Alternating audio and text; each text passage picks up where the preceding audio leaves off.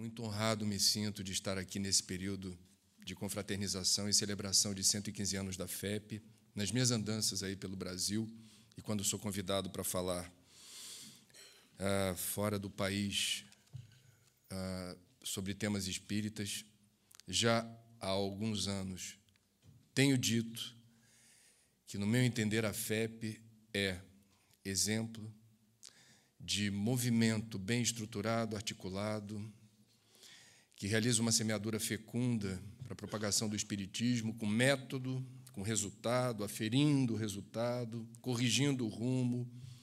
É, para mim, a federativa mais bem estruturada do Brasil. 115 anos não é pouco tempo, tem uma história honrada, o resultado desse trabalho é mensurável, vida longa para a FEP. De todos os momentos que eu já estive no Paraná a convite de vocês, esta temporada até aqui tem sido a mais emocionante por várias razões. Estar celebrando com vocês essa data tão importante. Ontem, nesse teatro, com 240 jovens, durante aproximadamente 5 horas, nos envolvemos num trabalho muito interessante de dar voz e vez à garotada, debatendo temas da atualidade como drogas, sexualidade, bullying e cyberbullying, a relação deles com a escola e a visão deles do movimento espírita. Muitas revelações, muitas informações úteis que eu espero sejam igualmente inspiradoras para a FEP, para os próximos 115 anos. Ontem à noite, no Centro Espírita Luz Eterna, também tivemos a oportunidade de discorrer sobre um tema cada vez mais urgente, que é a ética espírita à luz da sustentabilidade. É um tema importante quando falamos para a maior nação espírita situada no único país do mundo com o nome de árvore, e que é essa mega potência ambiental chamada Brasil. Hoje estamos aqui, amanhã às 11 horas estaremos falando sobre prevenção do suicídio no Hospital do Bom Retiro, mantido, apoiado pela FEP, e à noite lançaremos o livro Cidades e Soluções nas livrarias de Curitiba, no Shopping Estação. Está intenso, está movimentado, está bom. E hoje a gente vai falar de um tema que eu não saberia identificar outro mais importante e urgente nos dias de hoje, que é o amor. O amor em movimento na transição planetária. O que seria importante destacar sobre o conceito de amor nesse período turbulento em que testemunhamos a complexidade dos dias de hoje em relação a desencontros, desajustes, descrença, desesperança, indicadores preocupantes de violência, o descolamento da classe política em relação aos nossos anseios e demandas. No Brasil, retrocedemos em relação à elevação dos indicadores de pobreza e miséria, exclusão social e fome. São questões que nos desafiam e para as quais o amor traz respostas. E a gente vai tentar aqui enfrentar esse tema de uma maneira curiosa. Eu não costumo usar data show, muito menos preze, mas hoje eu vou estar vinculado ao data show porque nós vamos fazer aqui a seleção de frases e ideias que merecem essa abordagem visual, essa estética. Portanto, o nosso primeiro desafio será definir uma palavra que tem uma gigantesca elasticidade semântica, porque amor é daquelas palavras que a gente costuma empregar à torto e à direito. Quantos tipos de amor existem efetivamente? Como é que a gente, deixa eu voltar aqui, costuma usar a palavra amor? Eu não vou conseguir descrever todas as situações, mas as principais. Nós falamos de amor como a qualidade de um sentimento que une duas pessoas, uma relação conjugal, um amor diferenciado, cúmplice, que pode aproximar um homem e uma mulher, e com muito orgulho na condição de espírito eu posso dizer, na nossa doutrina nós acolhemos diferentes orientações sexuais. Pode ser um amor entre dois homens, um amor entre duas mulheres, porque não é a orientação sexual que define a ética ou a qualidade desse sentimento, e o quanto esse sentimento nos aproxima de Deus. O amor é empregado nessa situação. O amor também é empregado, e de uma maneira muito bonita, quando falamos desse amor a uma força superior, a uma inteligência suprema, o amor a Deus. Essa reverência, essa deferência, a maneira como a gente se submete às leis que regem a vida e o universo, não por medo. Isso é da lei mosaica. Jesus introduziu o conceito de Deus Pai, e a relação nossa, enquanto filhos de Deus, estabelece, ressignifica o amor. Nós temos o amor de mãe, costuma ser apresentado como o gênero de amor mais próximo do amor de Deus. Nós, homens, somos incompetentes para descrever a qualidade desse sentimento que nasce no momento da fecundação, é uma vida que brota das entranhas da mulher, e ali vai se construindo uma relação profunda que o homem não alcança. E quando o filho nasce, a filha nasce, quando nasce a vida nessas circunstâncias, há um elo que invariavelmente não se parte numa encarnação, permanece. E é curioso isso, às vezes a gente fica até culpado enquanto homem. Eu venho do Rio de Janeiro, está um momento tenso. No Rio de Janeiro, tenso é uma palavra interessante. Vou resumir assim. E estou aqui com a minha mulher, a Cláudia, deixamos 2 filhas no Rio de Janeiro. Não é fácil deixar 2 filhas no Rio de Janeiro hoje, por 3 dias, mas eu consigo dormir.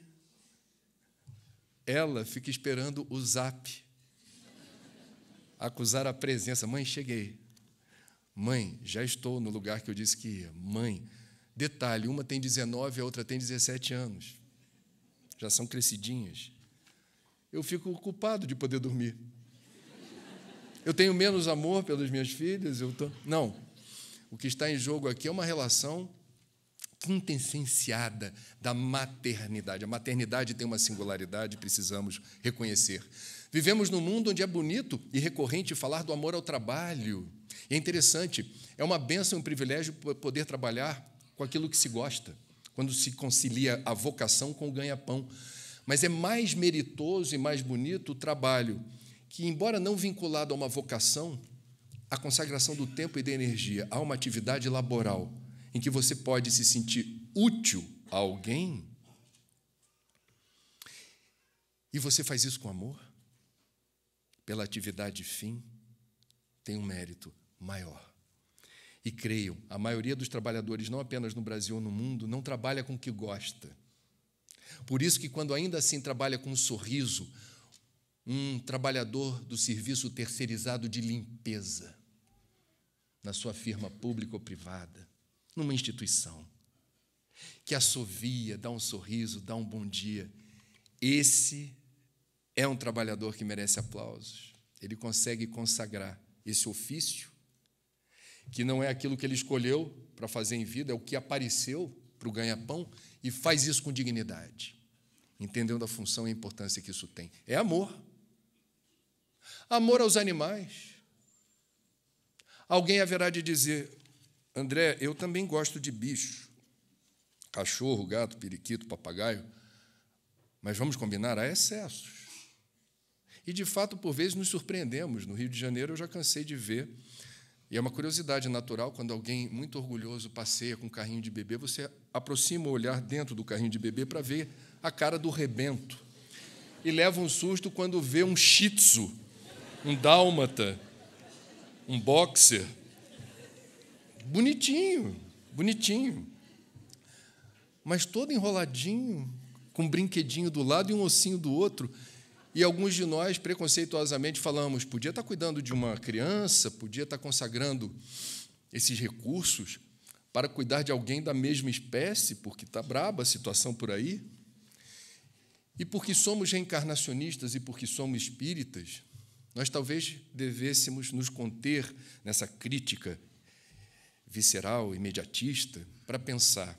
Por vezes, alguns de nós que nos aventuramos desmesuradamente na direção do amor aos bichos e aos animais, estamos ali desenvolvendo a musculatura do afeto, inexistente em outras encarnações, até para bichos, quanto mais para seres humanos. São degraus evolutivos. Por vezes a gente começa a construir laços de afeto, de carinho, atenção e cuidado com os seres inferiores da criação, para depois nos aventurarmos no exercício complexo da construção de redes de afeto e de carinho com seres humanos. Por vezes é isso que acontece. Tem o seu lugar esse gesto. E cada um com seu cada um. É o livre-arbítrio sempre soberano. Amor à natureza, amor a um time de futebol. Usa-se essa palavra da forma mais elasticamente semântica possível. E a gente aqui está sendo desafiado a pensar qual o conceito que nos interessa enquanto espíritos em evolução. Que uso devemos fazer desse conceito na nossa jornada evolutiva e qual entendimento devemos ter? Eu fui pedir ajuda aos poetas, porque quando faltam palavras, jornalista trabalha com palavra, mas a gente é muito cartesiano, muito racionalista. O amor é um sentimento difícil de descrever em palavras, e aí a gente vai buscar inspiração e, quem sabe, traduzir em palavras sentimentos. Eu fui pedir ajuda. E por que eu estou voltando? Fui pedir ajuda a Drummond, que, dia desses, celebrou-se seu aniversário. Vamos ver, então, o que o poeta disse. Se você sabe explicar o que sente, não ama, pois o amor foge de todas as explicações possíveis. Obviamente, eu me frustrei com o poetinha. Eu fiquei... Drummond, desculpa onde você estiver, sou grato ao seu talento, mas para essa palestra você não me ajudou. Bom, do ponto de vista espírita, o amor é uma lei universal. Olha a imprecisão das palavras. Lei, no âmbito do direito, a gente tem uma visão muito clara e objetiva do que seja lei. Aqui, lei também tem um sentido um tanto simbólico e metafórico. O amor é uma lei universal. Ou seja, o amor está presente na energia que constitui tudo o que há, tudo o que existe. Energia, outra palavra que a gente encaixa sempre que pode e é um tanto difusa, um tanto não precisa. Vamos persistir obstinadamente. João Evangelista, nos socorra. Deus é amor. Deus, outra palavra, algumas tradições, no judaísmo,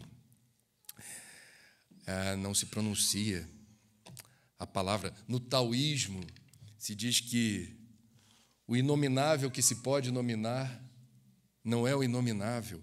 Enquadrar Deus numa palavra, para algumas tradições, é uma complexidade enorme. Deus é amor. Como é que a gente avança nessa discussão? Onde aparece efetivamente o amor de Deus?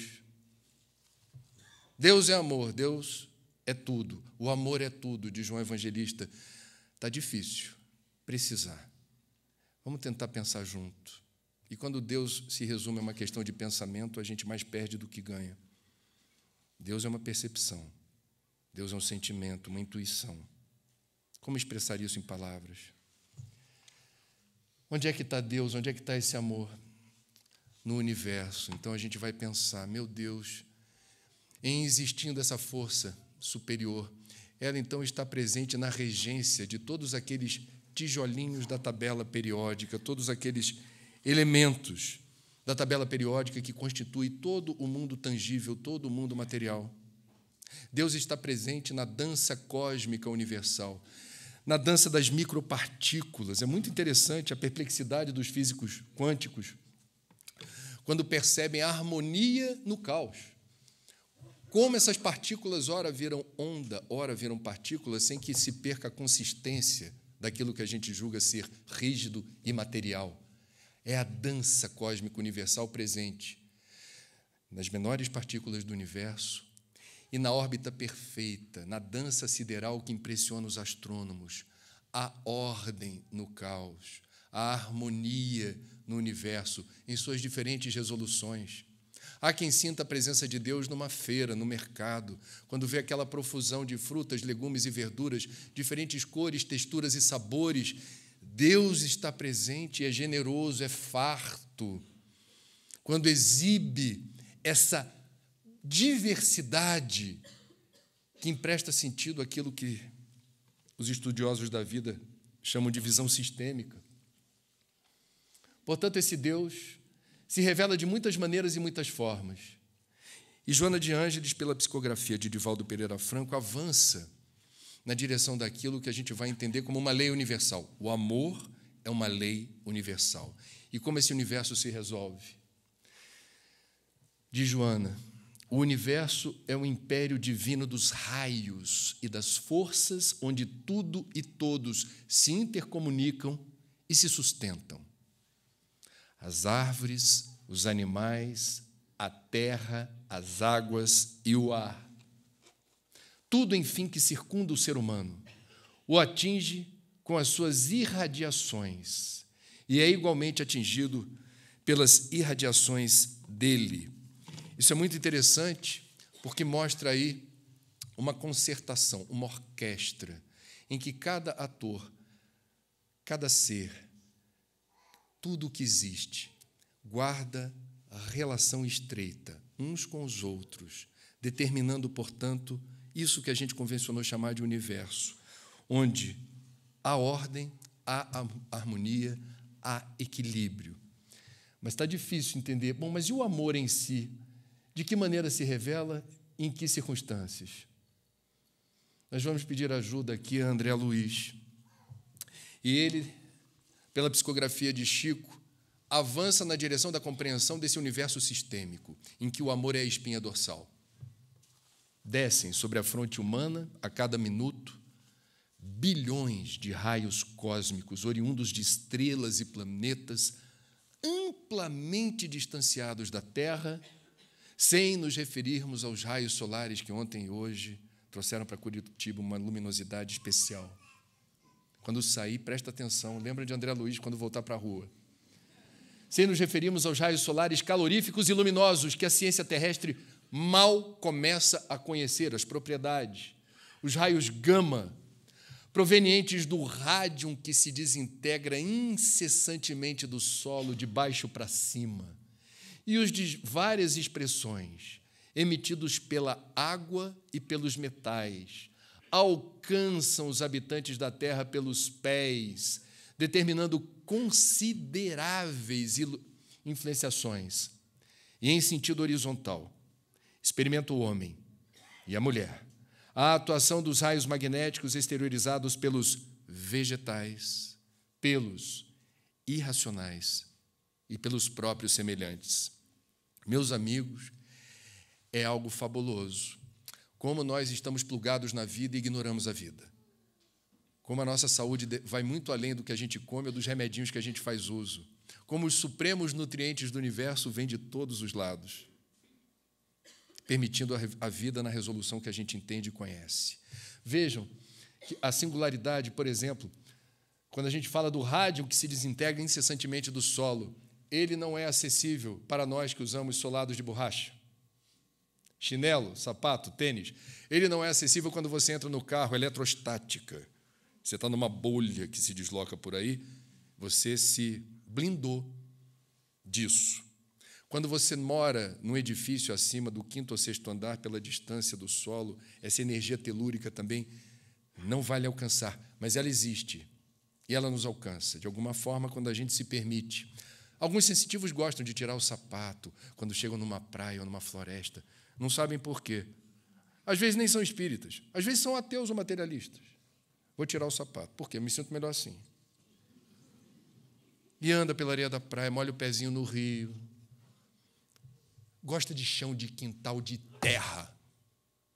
Porque há ali algum tipo de nutrição energética que você intui ou percebe. Eu estou conectado com algo maior. Quando se fala que, em sentido horizontal, experimenta o homem a atuação dos raios magnéticos exteriorizados pelos vegetais, forçosamente eu sou obrigado a lembrar do maestro soberano Antônio Carlos Brasileiro Jobim, que dedicou toda a sua obra à Mata Atlântica e que morava no Jardim Botânico, próximo ao Parque do Jardim Botânico, e que gostava de passear no Jardim Botânico com seu chapéu Panamá.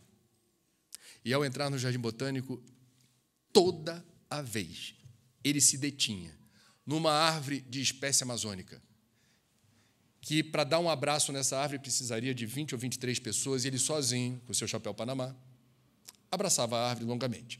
Alguém, maldosamente, passeando pelo parque, reconhecendo o Tom Jobim, falava, provavelmente, está de pileque. Esses músicos, esses gênios. Eu entendo o Tom Jobim como aquele que, com Villa-Lobos, rivaliza como o maior gênio da música brasileira, de todos os tempos. Mas, enfim, ao abraçar a árvore, e na doutrina espírita a gente sabe que os músicos e os artistas são sensitivos, eles têm um potencial de captar, ouvir a música antes de compor. Eles estão conectados com uma energia criativa que os simples mortais não têm essa aptidão. Por que Tom abraçava a árvore? Toda vez que ia ao Jardim Botânico, pouco se lixando para o que os outros achassem.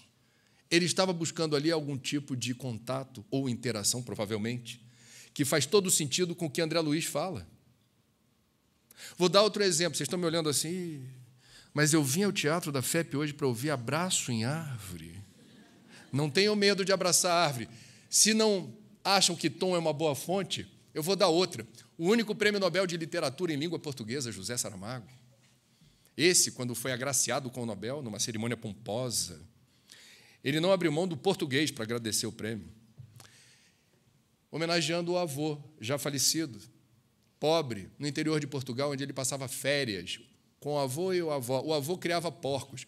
Nas noites frias de Portugal, dessa parte de Portugal, a avó do Saramaguinho, pegava leitões vivos, botava no pé da cama, para o pezinho do Saramaguinho ficar ali aquecido com leitão. Ele contando isso na cerimônia do Nobel, e disse, meu avô era um contador de histórias, gostava de dormir ao relento no quintal e me convidava para a gente ficar acompanhando a evolução das estrelas na abóbada celeste. E ele contava todas as histórias fantásticas que eu nunca esqueci e me inspiraram em vários textos que fiz. E esse avô, adoecido, acamado, recolhido nos seus aposentos, no dia de sua morte, se levanta pela última vez, passa pelo vão da porta, Saramaguinho, o neto, o agraciado com o Nobel, estava no quintal e vê o avô o cumprimenta e dá longos abraços nas 3 únicas árvores do quintal. Retorna para o que seria o leito de morte e se despede assim da vida. Saramago nunca esqueceu isso, ficou impressionado. Por que meu avô faria isso? E atribui Saramago algum poder mágico a essas árvores, a esses vegetais que, de alguma forma, mereceram do seu avô uma deferência antes do retorno à pátria espiritual. Meus amigos, nós sabemos muito pouco sobre a forma como esse universo se resolve e conspira em favor de todos e de tudo. Todos nós fazemos parte de uma gigantesca, de uma monumental orquestra. Todos nós estamos dentro, portanto, de um sistema que se intercomunica e interage o tempo todo, aonde se estabelecem relações de interdependência. Compreender isso é compreender uma lei universal chamada, grosseiramente, faltam palavras no nosso vocabulário para expressar o que é realmente o amor. Mas a gente vai perseguir essa informação. O que falei está presente no livro Missionários da Luz. Seguindo em frente, vamos encontrar no Evangelho uma distinção ao que se convencionou chamar de lei do amor. Eu fiz aqui o garimpo de 2 mensagens que particularmente me chamam mais atenção nessa parte do Evangelho, capítulo 11, sobre a lei do amor.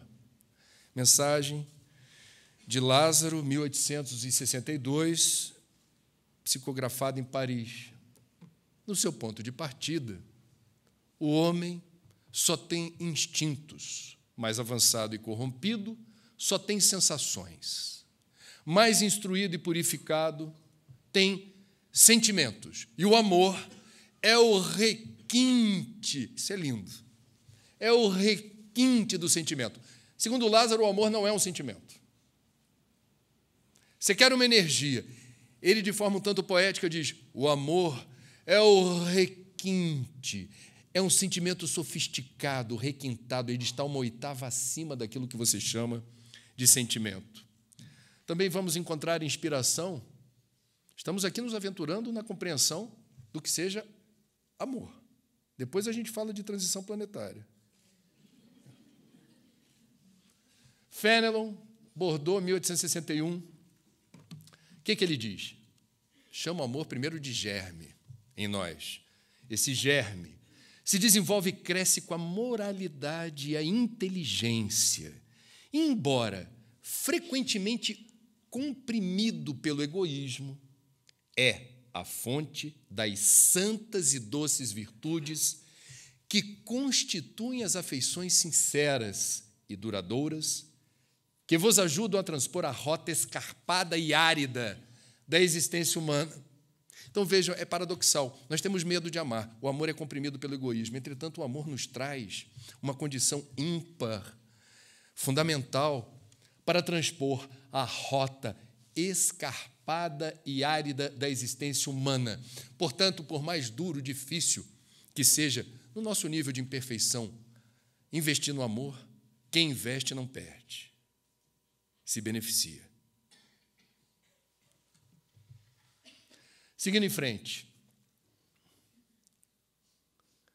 nós temos aqui Aristóteles. Então, a gente vai beber na filosofia grega, e Kardec também bebeu, e muito. O Espiritismo tem uma gratidão e se baseia a muito lastro filosófico na nossa doutrina a partir dos sábios da antiguidade, nesse período em que os gregos desenhavam essas especulações maravilhosas, sábias, sobre como tudo isso funciona, como a vida se estrutura. Então, vamos lá. O que Aristóteles disse? É a opinião do Aristóteles. Nenhuma virtude é natural. Logo, é preciso tornar-se virtuoso. É praticando ações justas que nos tornamos justos. Praticando ações moderadas que nos tornamos moderados. E praticando ações corajosas que nos tornamos corajosos. Portanto, há um trabalho, há um exercício que precisa ter lugar na jornada evolutiva. Nada é por decreto ou medida provisória.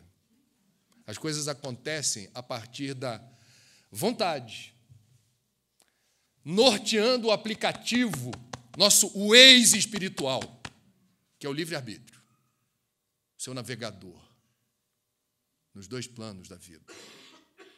Seu Waze espiritual programado para que lado? É você que decide.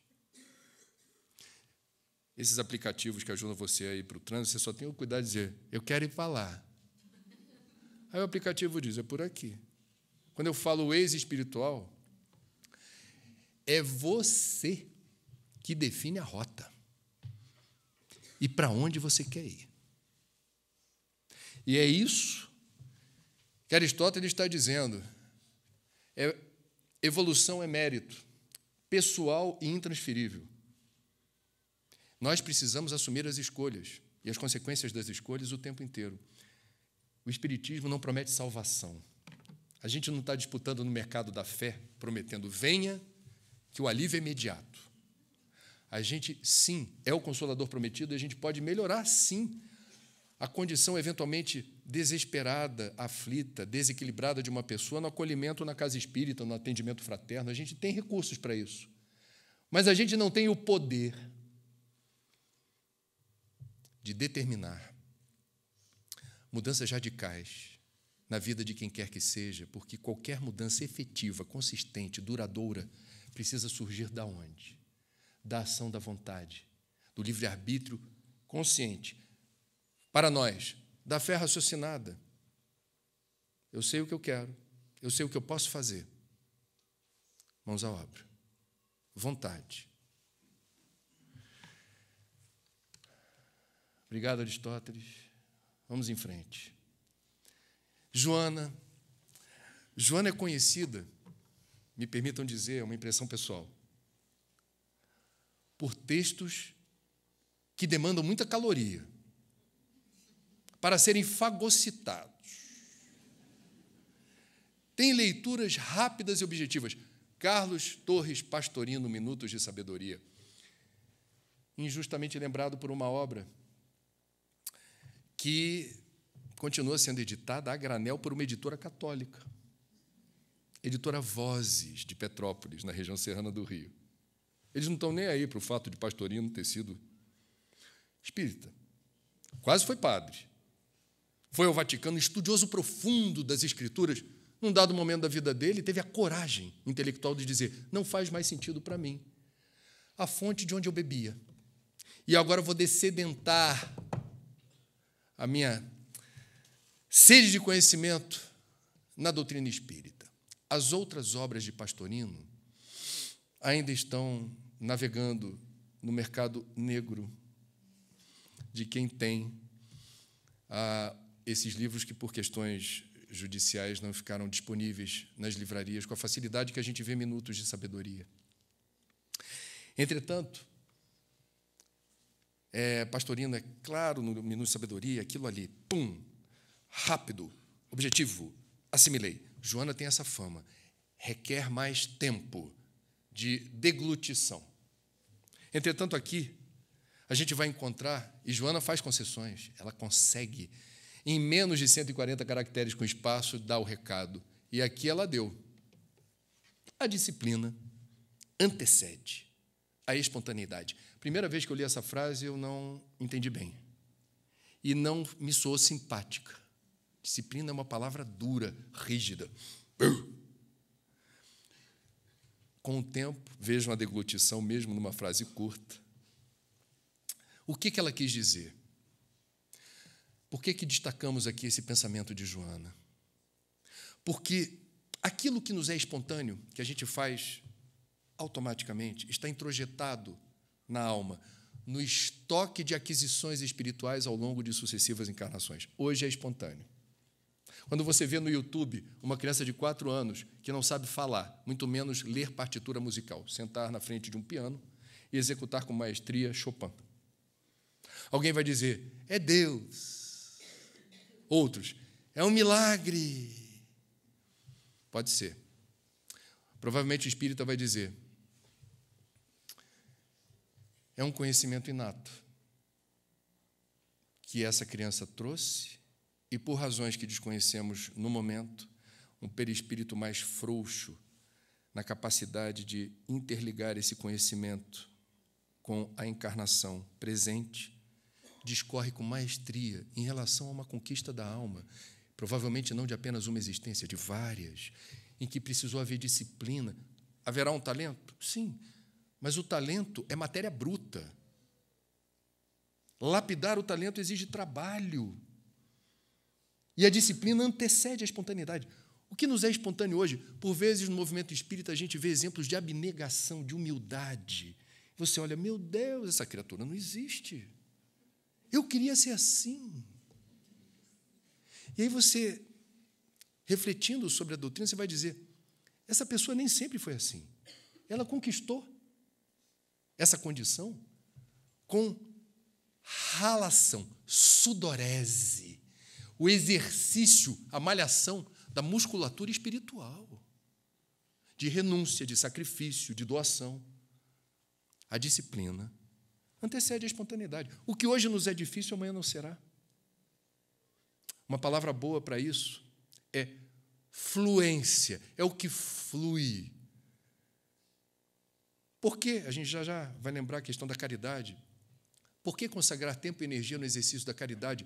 Alguns ainda, provavelmente, realizam esse movimento de forma muito, eu diria, consciencial, entendendo, não, eu preciso fazer isso. É algo que eu preciso colocar na minha agenda como importante, porque eu já entendi que no meu processo evolutivo eu preciso ter esse exercício da caridade. Faz parte, disciplina. Em alguns, isso flui. Não é uma questão, como é que eu vou organizar minha rotina, abrindo tempo para a caridade? Não, já é. Flui. Prazerosamente. Ela incorporou, introjetou, ressignificou o tempo dela nesse sentido. E ela não pensa em outra coisa senão como é bom me disponibilizar para os outros. Mas por que é bom? Porque é. Eu me sinto bem assim. Eu não consigo mais me explicar sem isso. Eu não consigo me imaginar sem fazer isso. É uma conquista espiritual. Obrigado, Joana. Vamos em frente. Esse camarada, Erich Fromm, psicólogo alemão, tem um livro chamado O Ter e o Ser, dentre outros. Muito interessante, porque ele vai na ferida. E ele mostra como nós estamos muito dispersos e distraídos na sociedade de consumo. Eu estou abrindo um parêntese aqui. Como a gente acha normal certos procedimentos e protocolos de resposta aos apelos da publicidade voraz, para você comprar, acumular e, eventualmente, ostentar. Cuidado. Não leiam Erich Fromm se vocês estão bem passeando no shopping, nos momentos de lazer e entretenimento, achando que isso não tem problema nenhum. Não leiam esse homem. Agora, se você está querendo acelerar processo evolutivo, não deixe de ler. Espera aí, ô Drummond, sai daí, filho. Cadê o Erich Fromm? Será que não vai entrar o Erich Fromm?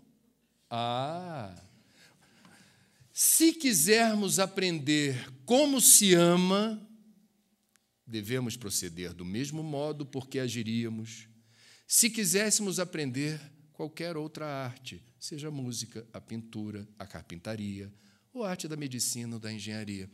É outro pensador reforçando a necessidade do quê?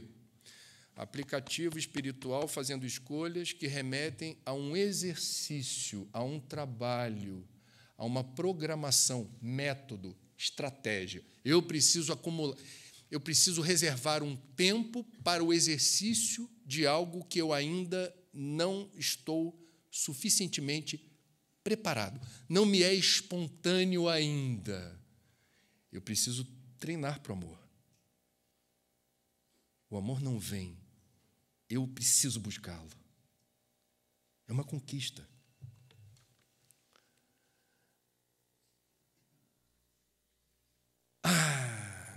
O poetinha se redimiu. Aqui ele foi preciso. Lá ele falou, não dá para explicar. Se você sabe explicar o que é amor, não é amor.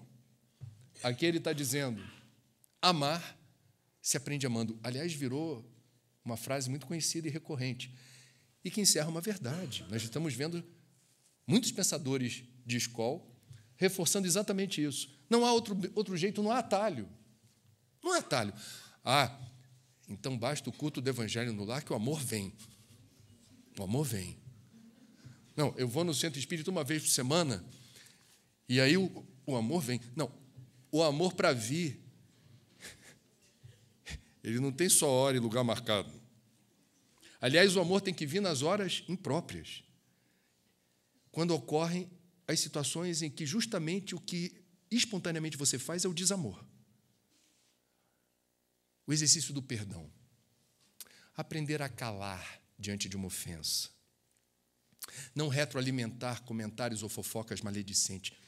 Quando você se cala, quando você deliberadamente aborta o arrastão vibratório que passa por você e quer seguir viagem. Vocês sabem que é assim que é. A literatura espírita mostra como é que se irradia.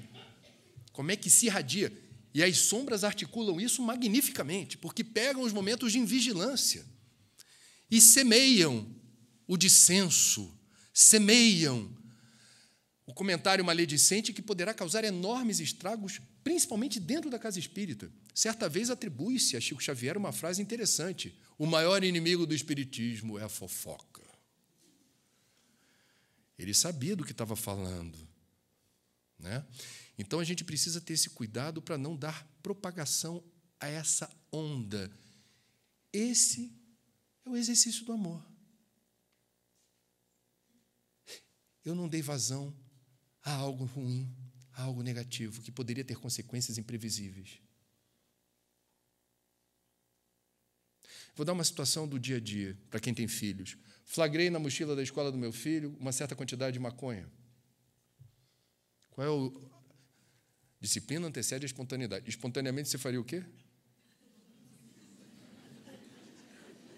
Não respondam, porque a vibração do ambiente despenca se a gente der voz a vocês.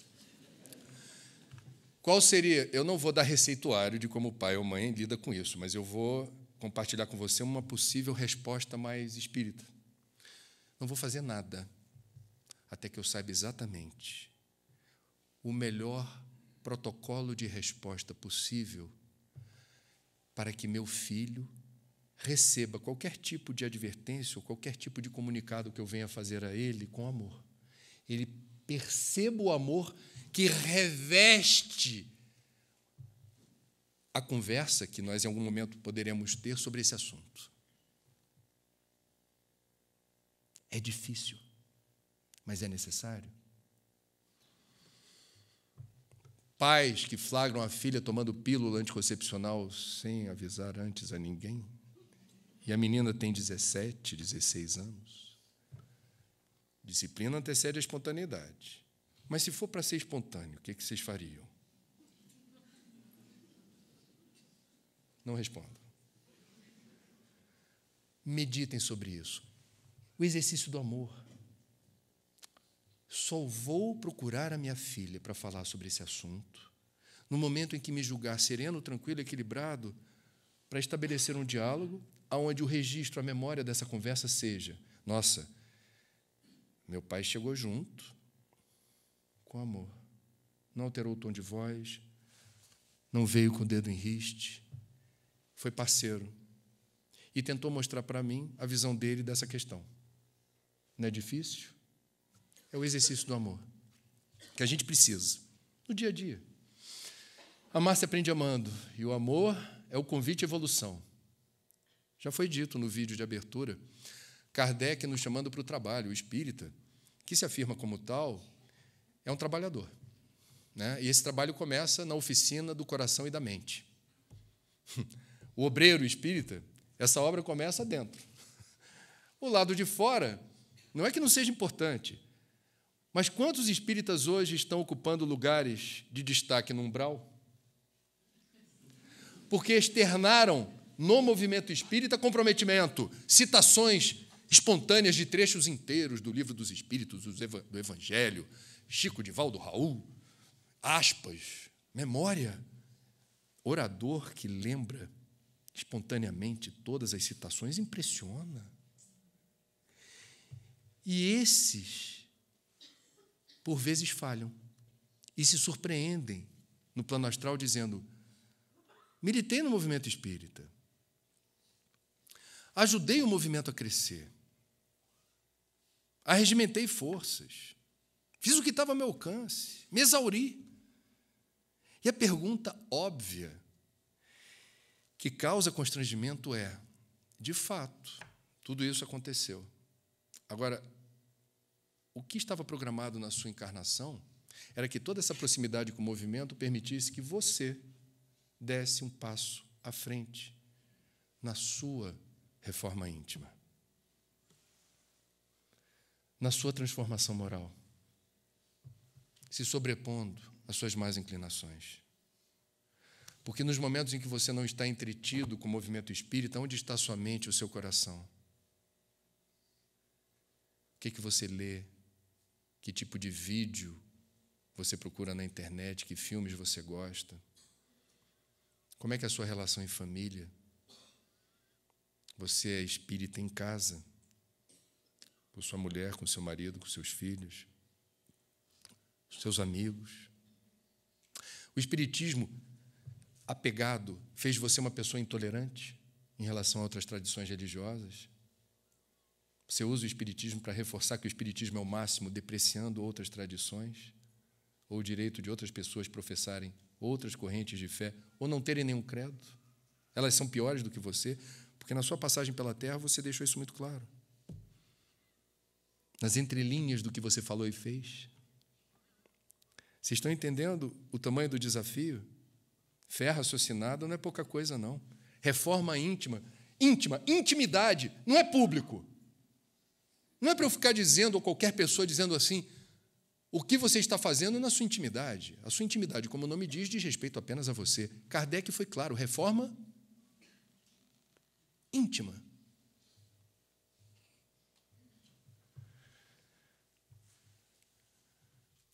Como é que a gente alcança mais rapidamente esse objetivo? Saiu Kardec ali, Alain sem um L. Vamos lá. Não é fora da igreja, não há salvação. Não importa a sua corrente de fé. É lindo quando o Espiritismo diz: nós não somos o único caminho que leva à salvação. Essa é a máxima, é o norte magnético da bússola. Estamos falando de amor em tempos de transição planetária.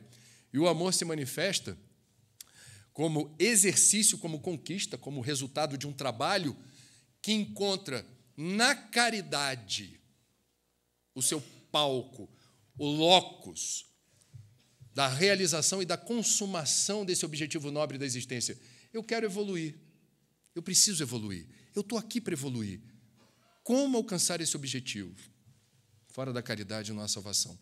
Consagração de tempo e energia para que você realize um movimento em que, na hora em que ele acontece, você não está pensando no seu umbigo, você não está pensando em projeção, você não está pensando em aplauso ou reconhecimento. O que você está fazendo ali é importante por si, se justifica por si e diz respeito à sua intimidade. Amor, doação. Amor, sacrifício. Amor, renúncia. Óbolo da viúva. Eu não estou dando uma coisa qualquer para o outro, eu estou dando parte importante de mim. Isso tem valor. Isso faz a diferença no mundo espiritual. Esse é o tesouro imperecível que as traças não corroem. É isso, é isso. E como é difícil. Mas já foi mais difícil. É ótimo estar encarnado e ser espírita nesse momento da história da humanidade. É uma bênção. A gente precisa sempre agradecer. Obrigado, Senhor. Nessa vida, eu ter o amparo daquilo que para mim faz sentido. E me ajuda a lidar com situações extremamente perturbadoras, em diferentes aspectos da vida. Muito bem. Vamos em frente. Paulo, na carta aos Coríntios. Agora, pois, permanecem a fé, a esperança e a caridade. Estas três virtudes. Porém, a maior delas é a caridade. Mais uma vez, o convite é a ação.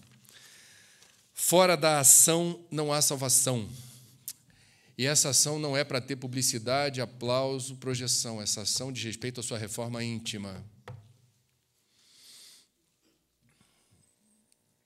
André Luiz, novamente, nos traz importantes revelações, e isso já tem mais de 50 anos.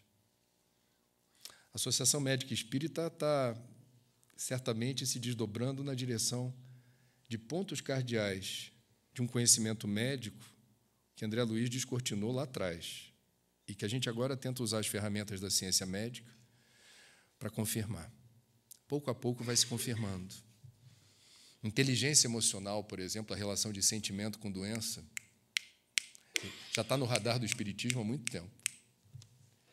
Diz André Luiz, pela psicografia do Chico, nos planos dos lobos frontais, silenciosos ainda para a investigação científica do mundo, jazem materiais de ordem sublime, que conquistaremos gradualmente, no esforço de ascensão, representando a parte mais nobre do nosso organismo divino em evolução. Traduzindo em miúdos, do ponto de vista do equipamento físico, já estamos prontos para amar mais e para realizar manobras energéticas, sensitivas, de percepção dessa realidade complexa, de um mundo e de um universo que se resolvem nesses termos tão interativos e interdependentes. Nós já temos a competência para perceber isso. Física. O nosso software está programado para isso. Mas a gente precisa acionar esse dispositivo. Raul Teixeira, certa vez, disse o seguinte: André, você sabe que à medida que eu fui avançando na direção do meu trabalho enquanto médium e palestrante, eu comecei a dormir menos. E comecei a ter a demanda do trabalho avançando sobre um período que antigamente era de repouso. E eu comecei a perceber, começou a ser uma curiosidade jornalística, Greco, perguntar para as pessoas ligadas ao movimento espírita, que abraçam muitas tarefas, como é que se dá a administração do tempo, inclusive do repouso. É impressionante, porque as pessoas, por vezes, quando você descreve o que é a sua rotina no movimento espírita, o povo da FEP trabalha para burro. E a gente, por vezes, se surpreende vendo o semblante jovial, altivo, disposto. Estou pronto, que der e vier. Ontem eu tive essa experiência no Luz Eterna, a gente comentou isso. 4 horas de sono vindo para Curitiba, emendando com almoço em família, atividade de quase 5 horas aqui no teatro com a garotada, emendando daqui direto para o Luz Eterna. Eu cheguei no Luz Eterna, sinceramente, desidratado de fluido vital. Eu estava precisando de uma transfusão. E aí você fica intimamente em confiança na espiritualidade, você fica dizendo assim, help. Estou aqui. Tá? Eu estou buscando a sintonia com os recursos ao meu alcance. Meus amigos, é impressionante. Eu saí do Luz Eterna lépido e fagueiro, como se diz. Fomos a um jantar de aniversário da minha tia de 84 anos, que ultrapassou a meia-noite. E eu, com minha disciplina, falando assim, tenho que ir para a caminha. Está na hora de dormir. Hiper energizado. Voluntários do CVV, para citar apenas um exemplo de voluntariado nessa ação abnegada, amor, doação, sacrifício, relatam para mim. A gente está, desde 1999, acompanhando com atenção a prevenção do suicídio no Brasil. E no mundo o CVV tem um papel importante. Quantos relatos de voluntários que seguem para a carga horária de atendimento no plantão, com enxaqueca, enfraquecidos, energeticamente desidratados, de mal com a vida, às vezes, entram no ambiente do CVV, tocam o telefone. O que acontece ali está descrito no livro Viver é a Melhor Opção, quando a gente relata através do que Luiz Sérgio explica, o que acontece no atendimento feito por telefone por um voluntário do CVV, nos 2 lados da linha. Porque quem liga está assistido naquele momento e quem está oferecendo o atendimento está assistido e há uma comunicação. A egrégora do CVV tem poder. E não é a única. Aonde se faça um trabalho no bem, aonde haja renúncia, o sincero propósito de ajudar alguém, há uma falange poderosa, escorando, energizando, encorajando, mas o primeiro passo é seu. E nós hesitamos. Por vezes é assim, estou cansado, não vou. Hoje eu não estou legal, estou com mau humor, não vou conseguir oferecer atendimento no CVV. Mas você diz, eu vou fazer o que tiver ao meu alcance. Porque a espiritualidade não espera de nós santidade, beatificação. A espiritualidade espera de nós o quê? Que a gente dê apenas o que estiver ao nosso alcance. E creio, não é pouco. Qual o teu potencial? O que está ao teu alcance de fazer? Isso não te habilita a ser candidato a santo, mas isso faz de você um completista que será recebido no plano espiritual com festa. Você fez o que estava ao teu alcance. Não é pouca coisa.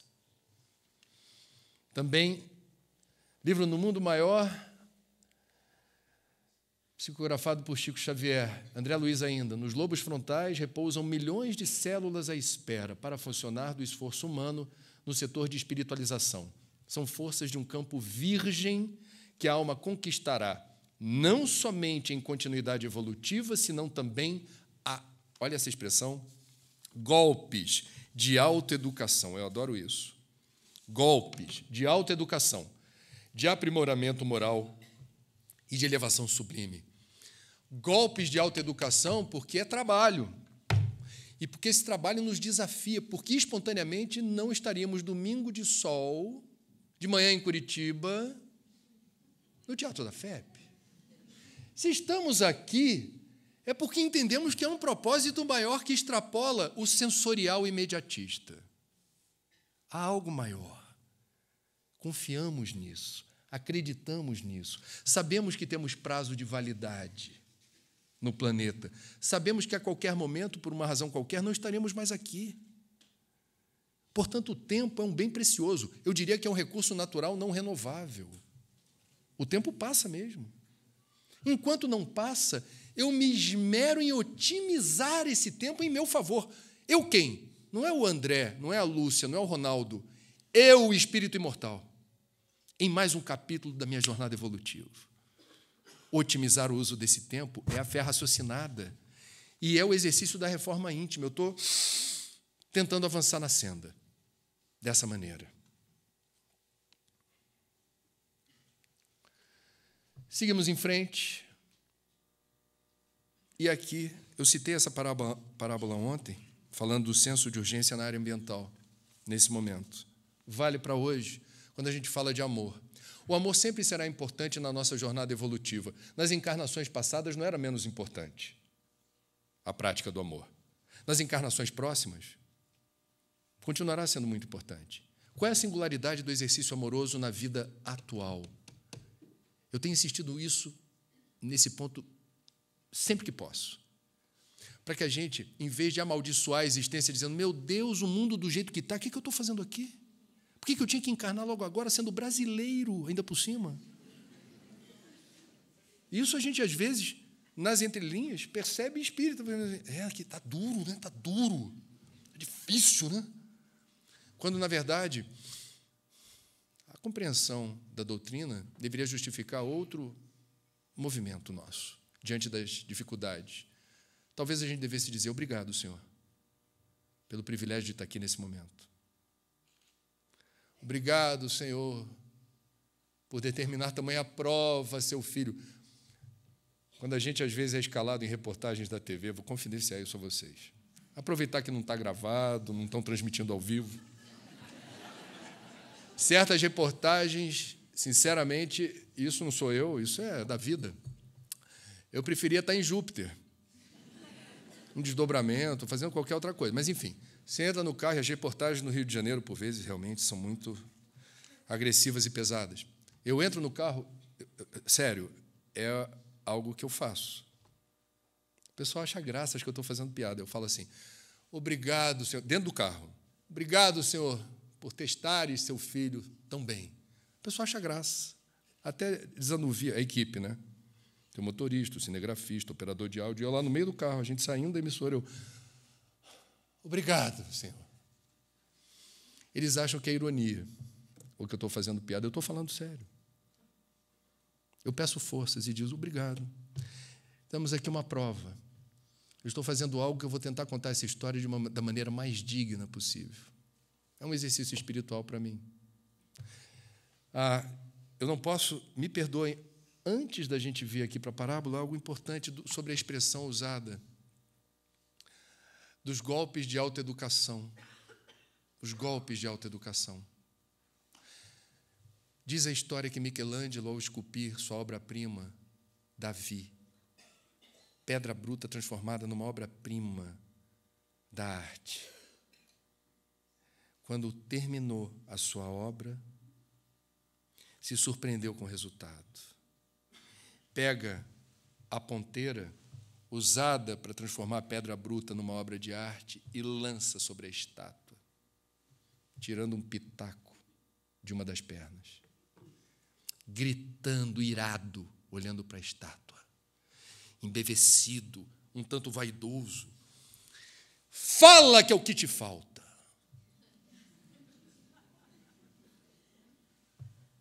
Ele sabe o trabalho que deu transformar pedra em obra-prima.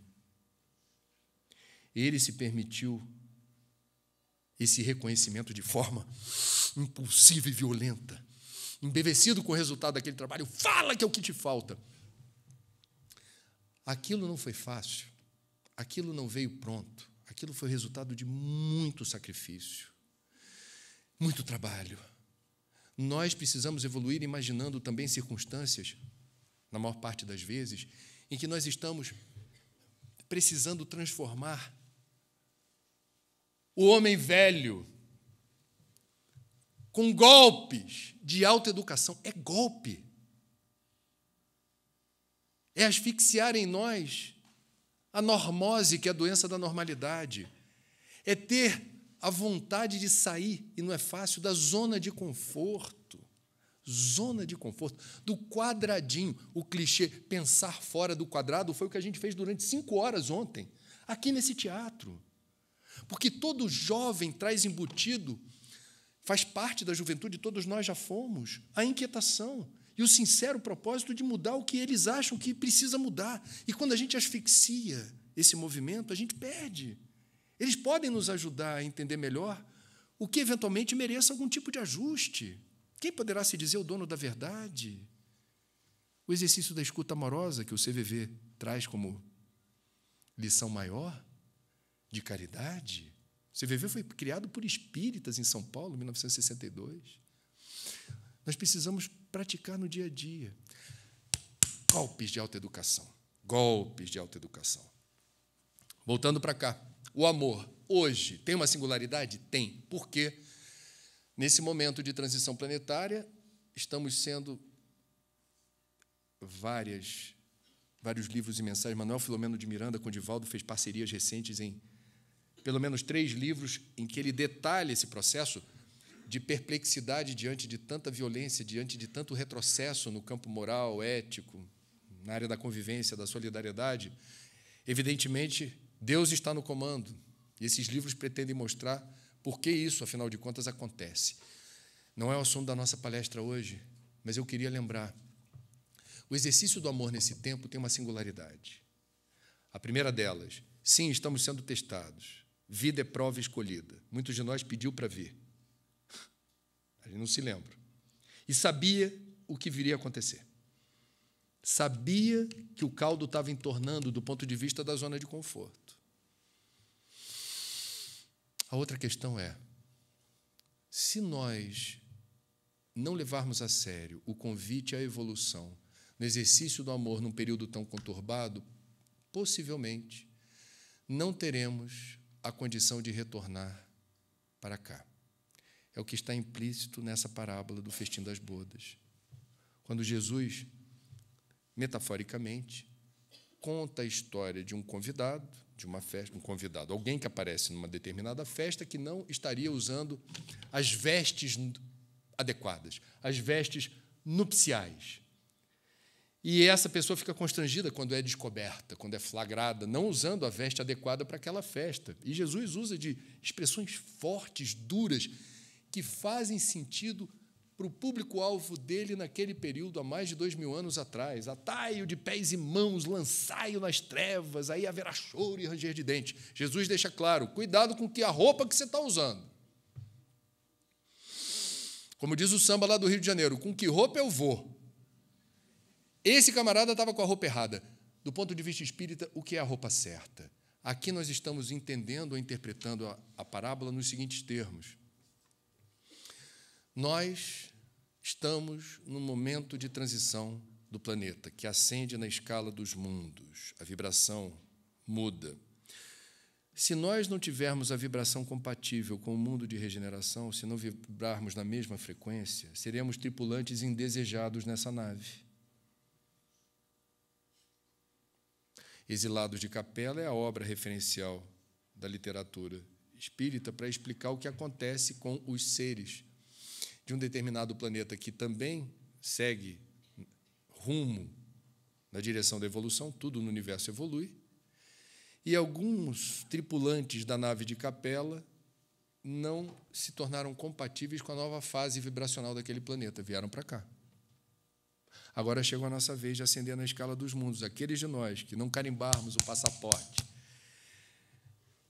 para retornar aqui é porque não usávamos ou não usaremos a veste adequada. E isso merece nossa atenção. Mais do que nunca, o exercício do amor precisa estar nas nossas prioridades. Não é porque somos maus, não é porque somos, eu diria, perversos. Nós estamos vivendo no século XXI no império da dispersão e da distração. É muito fácil você perder o foco das coisas. Por isso que precisa de método, o que Joana chama de disciplina, o que Emmanuel chama de disciplina. Se liga na missão. Se liga na missão.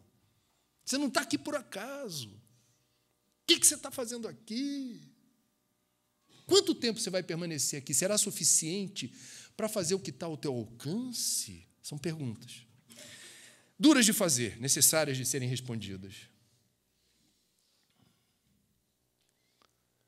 Olha que lindo que o Chico certa vez disse: que eu não perca a vontade de doar este enorme amor que existe em meu coração, mesmo sabendo que muitas vezes ele será submetido a provas e até rejeitado. Chico sofreu muito por ser quem é. E nós? A FEP, em 115 anos, quantos abnegados trabalhadores da Federação Espírita do Paraná tiveram que renunciar a boa parte do seu tempo na convivência com família, com amigos, lazer, entretenimento? E como familiares e amigos, principalmente, reagem quando você diz assim: domingo eu vou na FEP. Aí a pessoa: de novo? Não, mas está tendo lá uma temporada de palestras, vai ter visita guiada. Eu falei: você é fanático. Você perdeu o juízo, você não sabe como lá os colegas da universidade, que a gente se encontra sempre, você não sabe o que estão falando de você. Fanático é a palavra mais simpática. Ou quando você abraça uma causa qualquer e o tempo consagrado ao voluntariado não é compreendido pela tua mulher, pelo teu marido, pelos teus filhos, pelos seus pais, que se sentem preteridos, dizendo assim: você está deixando a sua... Tem mãe, eu falei bem de mãe no início. Agora eu vou abrir um parêntese. Tem mãe que joga na cara do filho: ingrato, dei de tudo, do melhor para você, sacrifício, e você, domingo de manhã, está na FEP? Não está aqui em casa comigo? Eu precisando de você. Mãe, eu vou depois, na hora do almoço. Depois é depois. Depois eu não sei se eu vou estar aqui. Vai que eu... Maldade. Enfim, há diferentes circunstâncias em que nós somos cobrados por sermos alguém que leva a sério a reforma íntima. Há diferentes momentos em que há incompreensão de pessoas queridas, próximas de nós. É nessa direção que a gente deveria entender o comentário do Chico. Mesmo quando o amor começa a fluir, a gente sofre. Por quê? Não dá para agradar a todo mundo. Não dá para dar presente em todos os lugares que a gente gostaria de estar. E, às vezes, no nosso íntimo, a gente diz: como seria bom estar reunido com aquela galera da faculdade, tomando um chopinho, com aquele papo sem rumo, qualquer conversinha. Naquilo que Joana de Ângeles diz que não assume a mensagem, a paciência do Evangelho segundo o Espiritismo, num dado momento ela fala dos 1000 nadas da existência. Por vezes, o nada é um refrigério, é um momento de trégua. Chico, por exemplo, teve vários cachorrinhos de estimação em vida, que acompanhavam a dinâmica do centro em Uberaba. Prece inicial, palestra, estava lá o cachorro. Ai daquele que fala: Chico, tira esse cachorro daí. Não, o cachorro estava lá. E na literatura biográfica de Chico, vou deixar isso na conta do folclore, há registros de cachorro. Não sei se era Pinguinho, Pretinho, é um nome diminutivo. Na hora da corrente, diz o biógrafo, que eu não vou expô-lo, mas ele é conhecido. Esse cachorrinho botava as 2 patinhas sobre a mesa, comportadinho. Ninguém sabia se o cachorro tinha noção do que estava acontecendo ou se era uma sincronicidade estranha. O fato é que Chico, perseguido por espíritos em vigília ou no estado inconsciente, o tempo todo, na hora de fazer um cafuné no bicho, botar o bicho no colo, era um momento de trégua, dizendo assim: aqui, ainda que por poucos segundos eu estou esquecendo de tudo e estou me retroalimentando assim de outra coisa. #outra coisa, dá um tempo para eu me refazer e me recompor. Somos humanos, precisamos disso. Não é fácil, mas é necessário.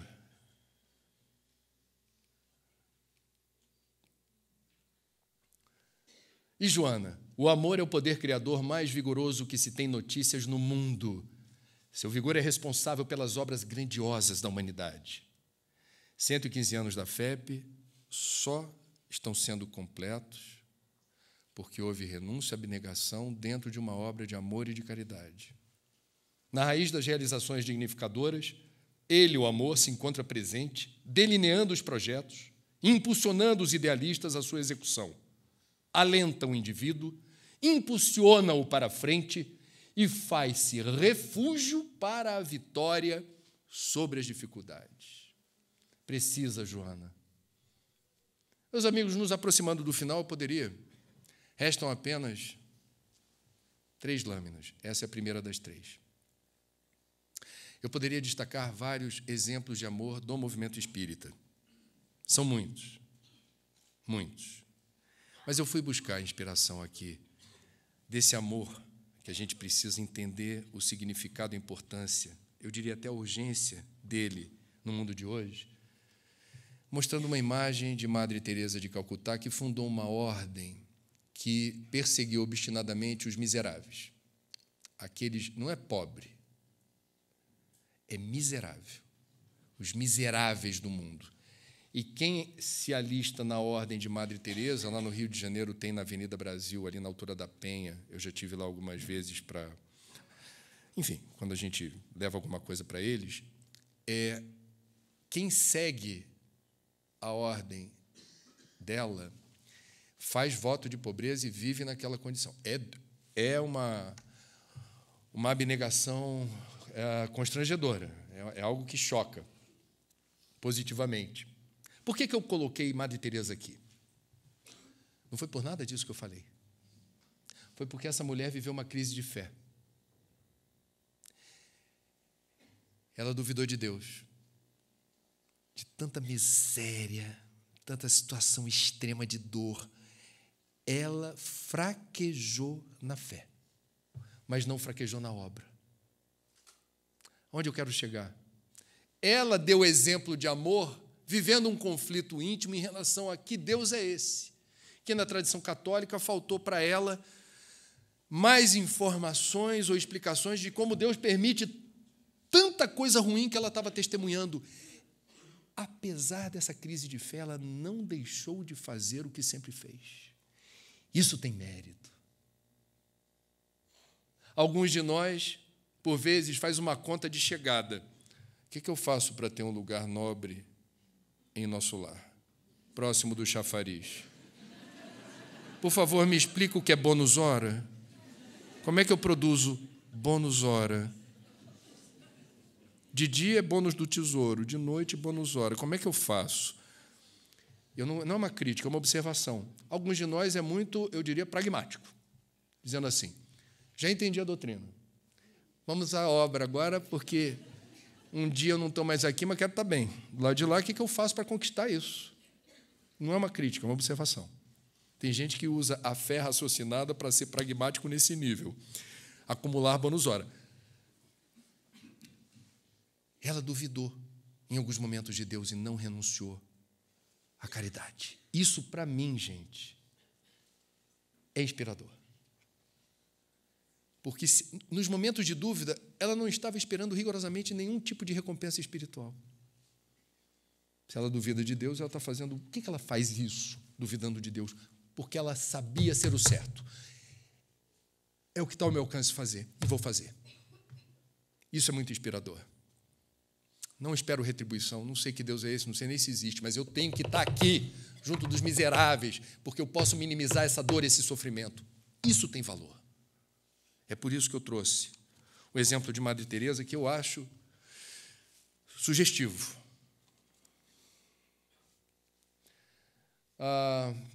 Eu entrevistei esse casal na Globo News, os caçadores de bons exemplos, e eles renunciaram em Juiz de Fora a patrimônio, venderam casa, deixaram de trabalhar com contabilidade, os 2 contabilistas, para procurar no Brasil e garimpar bons exemplos, exemplos que façam a diferença exatamente pela capacidade de modificar a qualidade de vida das pessoas.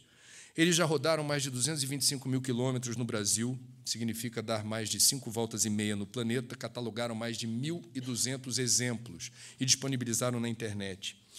Eu não estaria mostrando eles aqui. Vocês vão achar, figurinha fácil, já vi em programa da TV aberta, já vi no Luciano Huck, já vi não sei aonde, ok. Eu estou me expondo como jornalista na hora de mostrar esse projeto, porque eu só estou fazendo isso porque eu tive a chance de conhecê-los.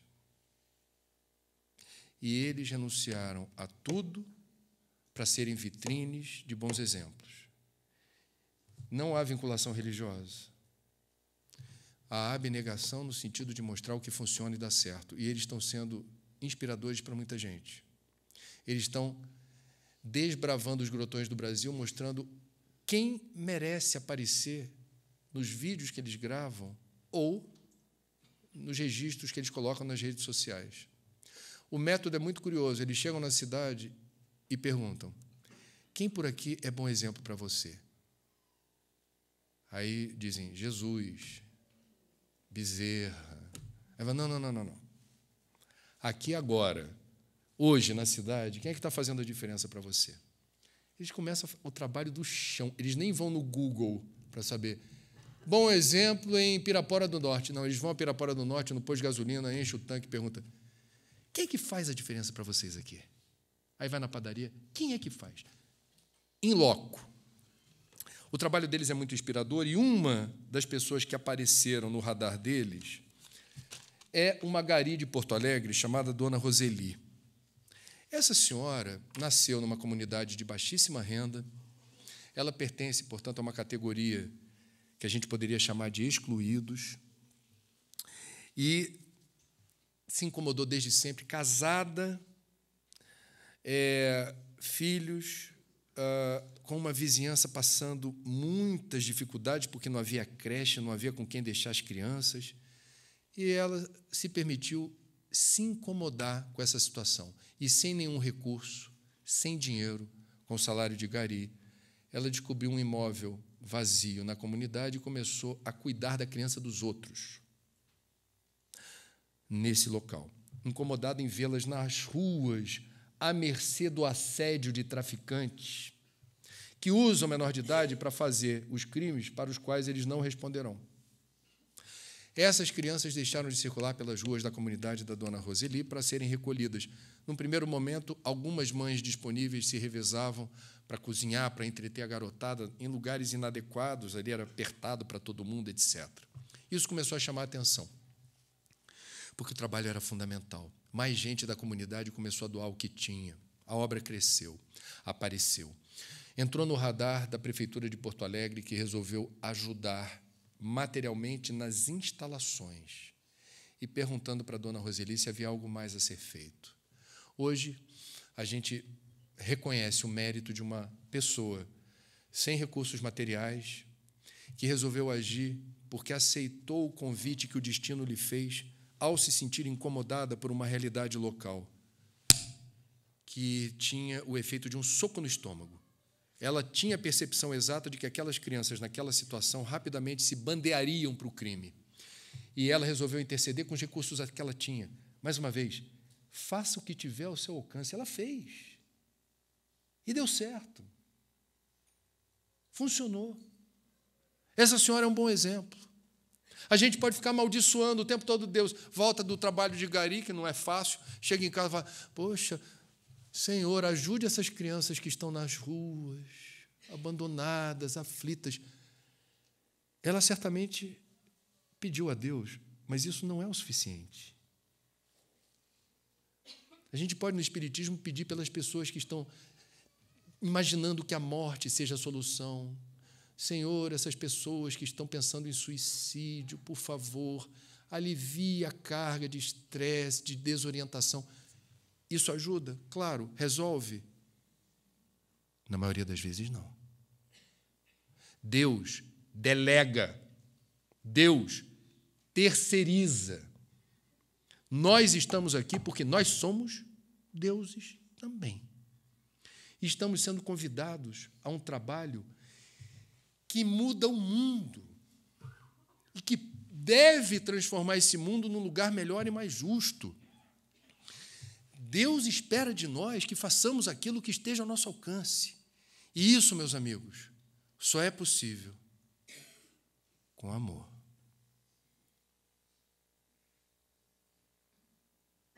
Que possamos hoje levar daqui mais um convite para que tenhamos, primeiro, a coragem, em segundo, a determinação, e em terceiro, a disciplina, para colocar na nossa atribulada agenda espaço para uma palavra: amor. Obrigado pela atenção.